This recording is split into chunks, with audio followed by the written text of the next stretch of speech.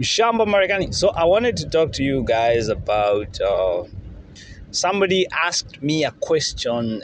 He said, Mshamba, why are African Americans moving to Africa in big numbers?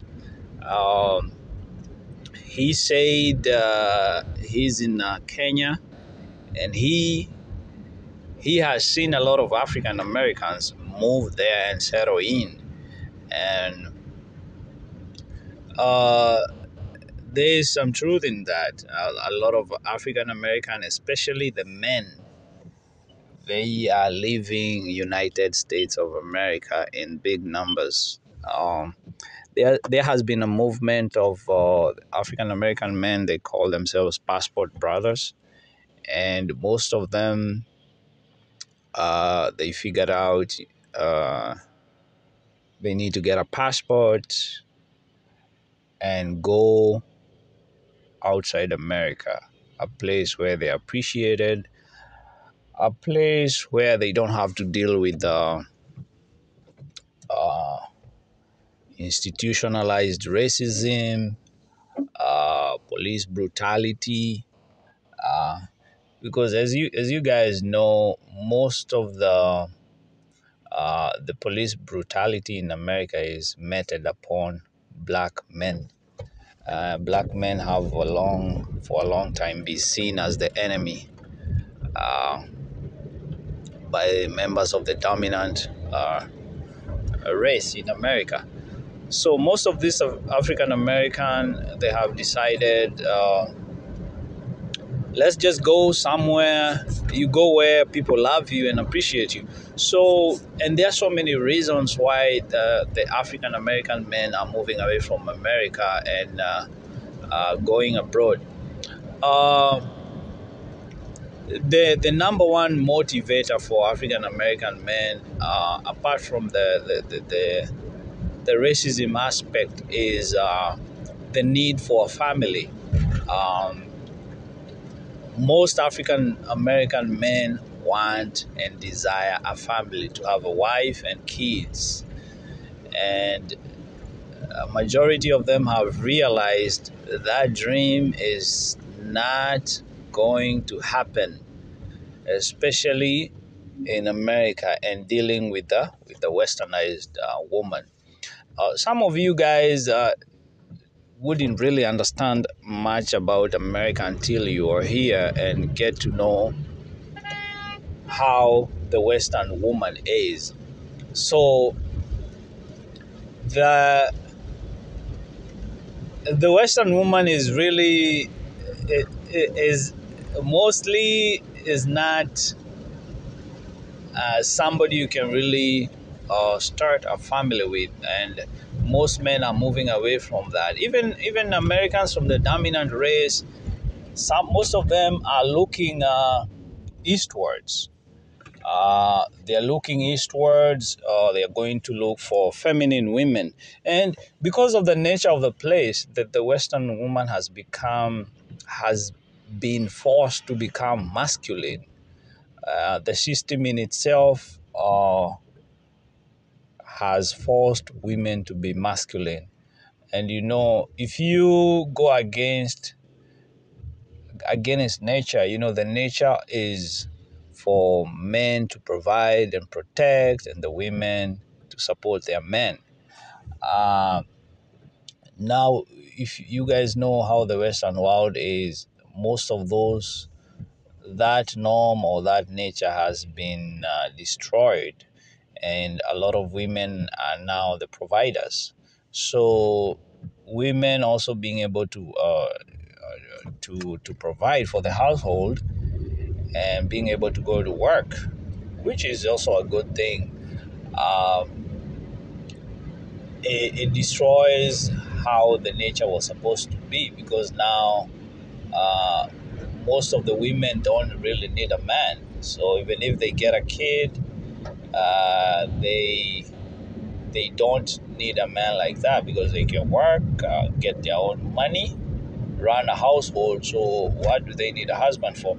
And truth be told, most African American men, they want a family with African American women. But now you see with the American system, uh, it's like a war was waged upon destruction of the black family.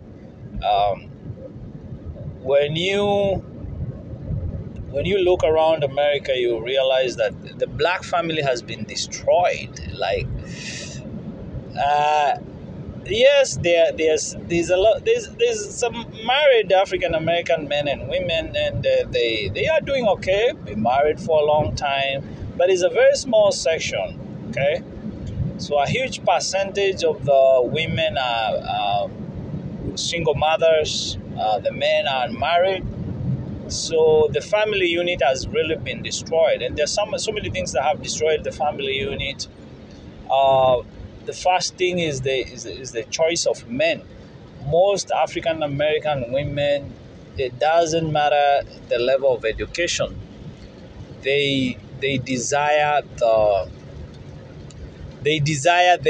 bad boy, a guy who is unstable, a guy who is unpredictable, a guy who can really hold a job. So that's the kind of man they desire. And when a woman gets with such kind of a man, he's not going to want to be responsible, especially in taking care of the kids. So he's unpredictable. He can't hold a job. Not saying that there is glory in really holding a job, but just being able to make a living in an honest way. So most of these women, it doesn't matter how educated they are, they still desire and want that man whom they can provide for. So you see, this is also going against the nature, because women are not supposed to provide for men. But now you have all these women who are really educated, they can hold down a job, and their desire is for that man who they can take care of. So, and majority of the African American women, they don't want the educated men. So, and that triggered the whole passport movement, because most of the educated men amongst the African American community, they are looked down upon. You hear names such as educated lame, you hear names such as square, uh, meaning the women don't want them. They would say these men are not fun, especially a man, and it starts in the schooling system. Men who are seen, in other societies, let's say back in Africa, the women will gravitate towards a man who is good in school. They have good grades. They are likely to secure a very well-paying job. But in America, it's the completely opposite when it comes to African American women. They want the bad boy, almost all of them. And the guy, the educated guy, the guy who is focused on his studies and a career, they look they look at him like he's weird. There's something wrong with him. He's not cool. So there is that stigma against the good man. I know it's backwards, but that's just the reality. So most of these good men, uh, over the years, they have gotten used to getting carved by women, given the last chance when the women are in their 40s or 50s, when they have 4 or 5 kids. And these men, they have swallowed the red pill. They have realized, man, there's no need of staying or wanting to start a family with a woman who doesn't want them. So, and a lot of men don't even realize that until it's too late. Like, just be with a woman who wants you. It's as easy as that. And most of the time, when you try to be with a woman who doesn't desire you, because people talk about preferences. So women have preferences. Most of the women, depending on where you go in the world, most of the women will want somebody who can provide, somebody who is fun, uh, bad boy, depending on where you go. But amongst African American women, their biggest preference is that bad boy persona, or the guy.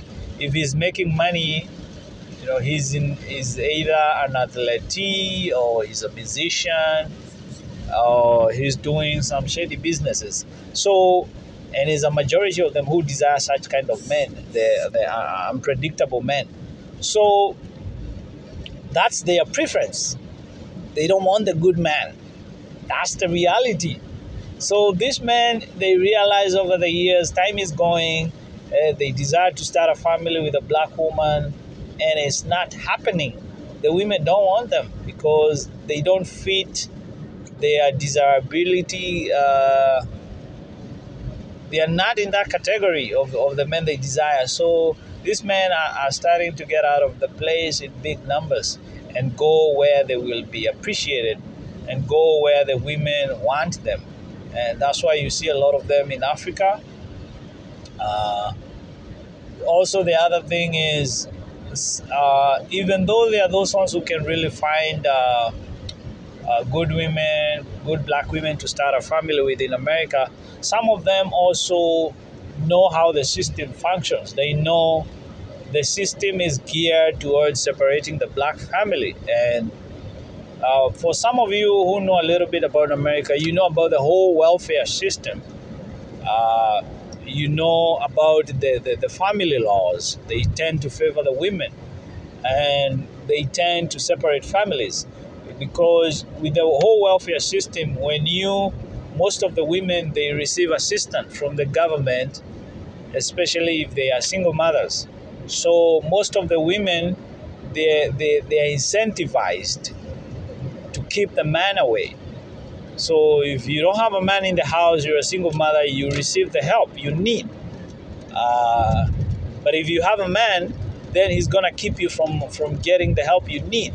So the government stepping in between the black family and acting as the man of the house has destroyed the black family, especially the welfare system. It's really done a number on the black family, uh, because I'm going to pose a question: why does a woman need a man when there's another man who can provide? Why does a woman need a man in the house when she can get all these incentives with him being away from the home? So the women are going to want to be single with kids and kick away the men. And also the family laws, they favor the women a lot. So most of the women will be, when there's a issue, child custody issue, they are going to be granted custody. So the men are kept away from the family. Uh, and these men, they now know that there's a high possibility if something happens, they're married to a black woman or a Western woman in general in America, they are likely to lose their kids. They will not be able to see their seed.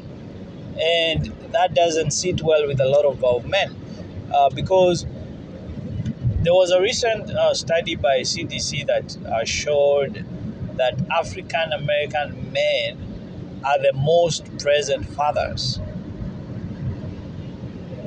They're involved in their kids growing up.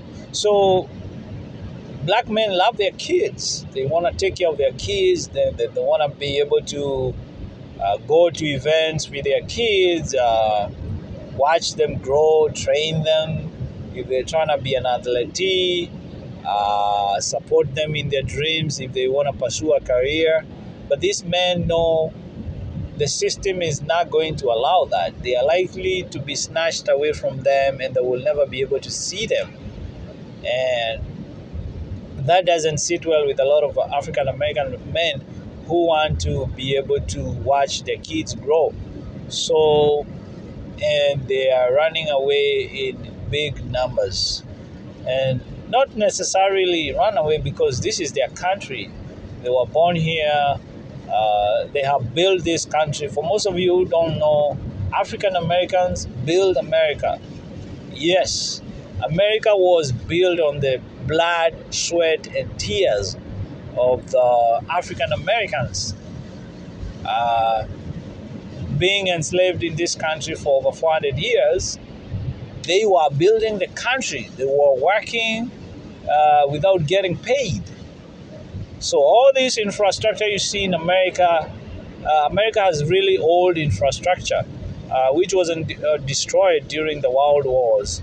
You know, most of those countries, their infrastructure was destroyed. So if you go to some of the countries, especially in Europe, you realize most of their infrastructures is new. Compared to America, some of the places you go in America, the infrastructure is very old. Uh, because it has been there for a long time. It wasn't destroyed during the world wars, and the roads, the schools, they were all built by African American uh, men and women. Even the industries in America, they all started with African American men working the fields, and the women too. So they built the country up. So most of the men, they don't want nothing to do with the country. It's the African American country too. So, but they have seen how the system works. The system works against them. When it comes to laws in America, the truth is there's laws that govern the dominant society, and there's laws for black people. Um, Majority of the black men are incarcerated, and most of them they have been they were wrongfully convicted. Majority of them were coerced into confessing into crimes they never did. Um, Most of them, even in nowadays, you see most of them are convicted and jailed on you know when it comes to the system. An African American is likely to get convicted and given a longer sentence compared to the dominant societies. If they commit the same crime, let's say an African American, they go rob somewhere, and maybe a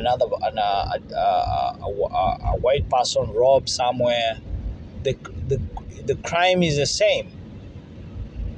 If you look at the nature of that crime, is the same.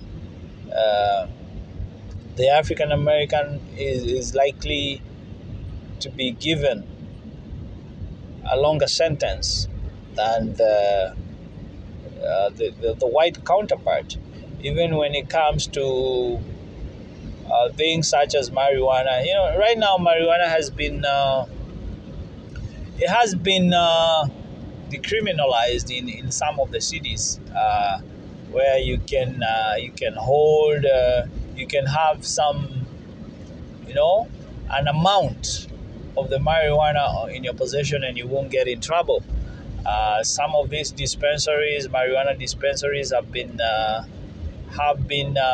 opened up, and people can get medication.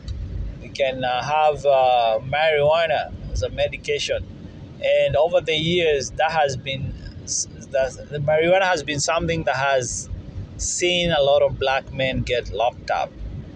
But you see those men who are locked up because of possession of marijuana, even if it was a small amount, they are still in jail. And the world, they have decriminalized. You realize most of the things in the world, especially in the Western world, they decide if they decide if they decide something is a crime.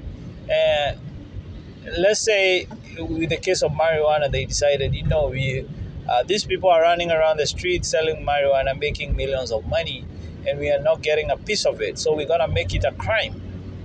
But now, with the Western system now realizing, okay, we can make money from marijuana, and we can have some of that money, tax some of the money they're making. And now all of a sudden they decriminalize because they can make some money from it. So it's just a very unjust system. Uh, and so most of the African American men have been incarcerated on crime. Some of them, they they just got in a crime happened, and they happened to be around the area, and the police were looking for somebody to pin the crime on, and African American happened to be around, and most of them have been wrongfully convicted. So there's also no second chances for the criminal system when it comes to African Americans. So once they get into the system, it's their life is like done and dusted. So they're either gonna die on the streets when they get out, because that's the way they're gonna have to find a way to make a living. They're either hustling on the streets because, and the American system, the penitentiary system, it's not really corrective, it's mostly punishing. So when most of these, even the ones who are innocently who have been convicted and they were innocent, when they get released, there's no way these people are able to adapt into the society, because the penitentiary system is for punishing. Is really not corrective compared to other countries. In other countries, people are able to get out of the jail and given a chance, and they're able to change their life. But in America, especially if somebody is convicted and they have a felony, you might as well count your life done, because even securing a job is very difficult. So, and most of the African American men have been convicted. They have been handed out felonies. So when they get out, there is no way they're going to be able to make a living to even support their families. So it's a lot of things. Then there is a so these men, they don't want to raise their kids, especially their sons, in a system that's very flawed, in the system that's unfair towards them, and they just want out. They want a place where their rights are respected, where there is a fair trial in case there is something that happened, and a fair, impartial trial, where the case is really, the facts are really brought onto the court, and the judge is impartial. He doesn't look at the race of the person, and that's why they're leaving the country. Uh, then there's the issue of police brutality. You guys have seen millions of videos where the police are just going at it on black men. Uh, there's a lot of black men who are killed by police every other day.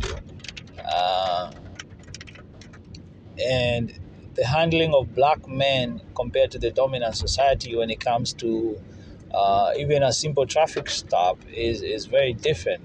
So, and it's a whole system of white supremacists that is very unjust and unfair to, especially most of the African American men who live in the inner cities. Uh, and the men, they don't want that. They have realized, as a black man, you're not regarded as an American citizen, even though you were born here and you're an American citizen, but you are not seen as one. There's a difference between being a citizen of a country and being seen as one. When people see you as a citizen, when the system is able to see you as a citizen, even when a crime happens or something happens, they're gonna be impartial. They're gonna treat you fairly. They're gonna give you a fair trial. They're not going to try and cut corners or give you a sentence that doesn't even make sense. So but the African American men, they know the country doesn't see them as a citizen, because if a person of the dominant society commits the same crime, and is given a lesser sentence compared to them, if there's a traffic stop, the African American, especially the man, is likely to get killed for a simple traffic stop with the same description of why they were stopped, compared to a person of the dominant society, and they are likely to get deleted. So the system doesn't see them. It doesn't see them as a citizen. So even though they might claim I'm a citizen, you can see there are laws that govern, especially the black men, compared to the dominant society. So these men, they don't want to be around a place where they will be treated unjustly, and where it's not fair. So they're stepping out to places where it's fair. The other thing is the businesses. It's not only they are moving away because of such things. The other thing is, most of the black men, they want to find out, they want really to find out about themselves. They want to explore their talents. They want to start businesses out there. There's a lot of African American men with businesses in America, but most of them, they have to really hustle hard to be able to put up the business. Whereas compared to the dominant society, starting a business for them is really easy. They handed out the loans, their businesses loans are available. But when it comes to African American men, especially the banks, there's also the issue of institutional racism. The banks are likely the banks are likely to deny them loans, and it happens a lot, because if the banks are being run by the dominant society, when you go there, most African American men go there to seek a business loan, yeah, they're probably gonna get denied. So, and that can kill a lot of people who are trying to start business, because most American businesses, they are started on a loan. People get business loans to start a business. So when you deny, or you make it hard for a section of the society to get business loans, you're actually killing their dreams of being able to start a business and being able to be productive members of the society. And even when some of the African American men start businesses, uh, their businesses get scrutinized a lot, and they end up getting shut down, because the system is for them not being able to rise above. Because the biggest threat to the dominant society is a black man who is able, who is aware, who is more educated, who is more powerful. And you know, the other races, when they move to America, they blend in with the society. They pick a side. Uh, they pick a side. They all agree on the racism and hatred against the black men. So they pick a side. So they fall in, and they are on the side of the system. So, but the African American is that, so he's seen as that one threat, the one who is trying to outshine the master. And when you're trying to outshine the master, things don't really work out, because you're shining the light at their flaws, and then most people, when you shine a light on their flaws, they won't like that. So the African American man is seen as a threat to the system. So if it's, you guys know the history of America, there was a place called the Black Wall Street. This is a place that had African American. They started businesses. They were doctors, lawyers. They opened up businesses, grocery store, and they were very successful. The dollar was circulating around their community, and the dominant society didn't like that. They were not really impressed. So they went ahead and bombed the whole, the business. So, and they did that intentionally. They knew what they were doing. They wanted to destroy that business. They felt threatened by the excellence, black excellence, and this has been happening. That was on a large scale, but nowadays it still happens, but it's not outright. Like when racism in America is not really. Sometimes there are some who are very open with it, but most of it is really hidden. It's in it's deep in the system. So if you're not a keen person, you won't even you won't know this is racism, but it is. You won't realize this is a prejudice, but it is. So even though, so most of such like denying African American loans, making it difficult for them to get loans, that's still part of the institutional racism that happens in America. But this one is you can't see it until you are in the system and you know this is what's happening. The criteria for other people to get a loan, a business loan, is not really that strict. When it comes to the African American, it's really strict. So, and so many other things. The institutional racism is diverse, even when it comes to housing, getting a loan to buy a house, getting certain jobs. So the so that way of black people excelling when they start a business, and the section of the dominant society not getting impressed with it and destroying. So that also is a thing that black men are like, well, even if I start a business, I know I'll be very successful, but it's likely to get destroyed. They just need to find something, to look for something. There's a difference between something happening and somebody looking for something so they can have a got you moment.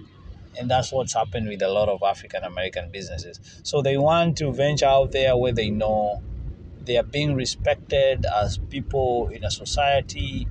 Their input is being appreciated. Even when they start a business, nobody is looking to for something to get a got you moment and be able to destroy their business. So they want to take their business out there, Africa, Southeast Asia. They want to take their businesses there where they know that the people there will appreciate them, their input, and they will treat them fairly. And if there is any problem, they will go through the system and have an impartial trial and convicted rightfully if there's something wrong. Uh, Also, some most of them they are realized with the cost of living, especially in America, and owning housing. Most of them want to take their money where they can stretch their money, and I know some people who think that the whole thing about African American men moving from America is not only African American men. Even members of the dominant society, they are really moving out of America.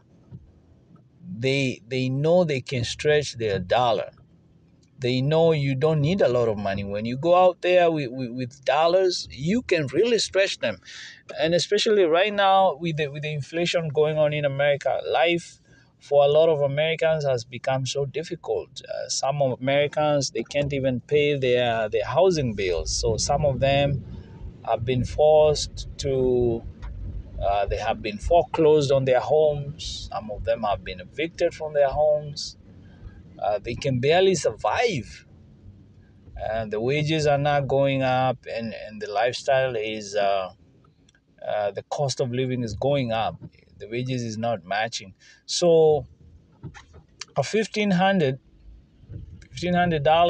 if you have a family, that can barely even pay rent for a 2 bedroom, 3 bedroom. Uh, it can barely pay for a mortgage and the utilities. But when you step outside the country, that's king money right there. It's living like a king. With that amount of money, you get housing, uh, and you'll be able to live a good life with that money a month. So you see how the average American's $5,000. If you can spend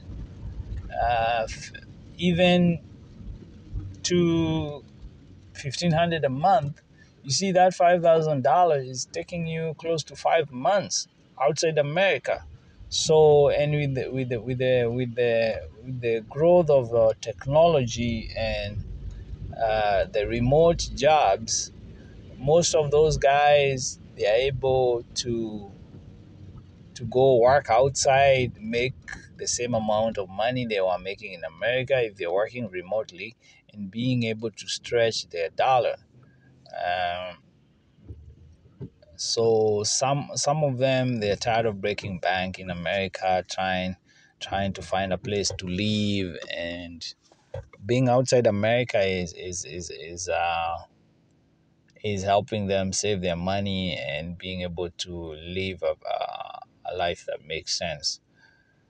So, you guys, if you see a lot of African American, especially the men, move out there in Africa, yeah, there's a lot of reasons. I know some of you will be like, "Oh, why? Why would you leave a place where we wanna go?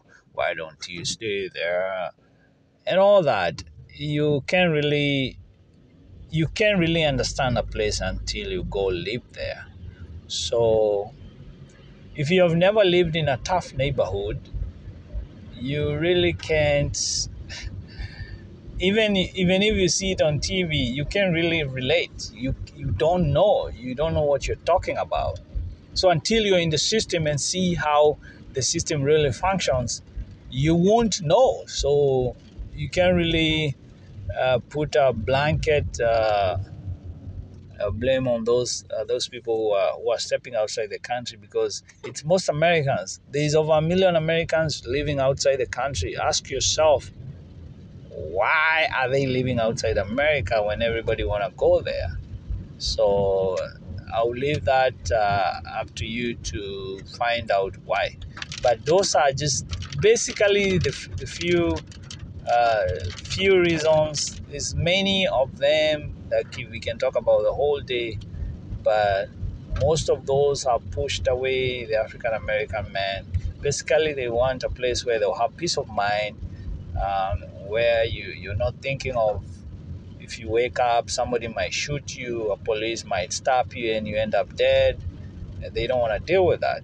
They want a peace of mind. They want a place where they feel there is protection. They are not likely to get killed based on the color of their skin. They want a place where they can start a family without feeling threatened that their kids will be taken away by the system. They're in search for feminine women who are homemakers, women who take care and support them. Uh, they are looking for places where they can expand their businesses, uh, and so on and so forth.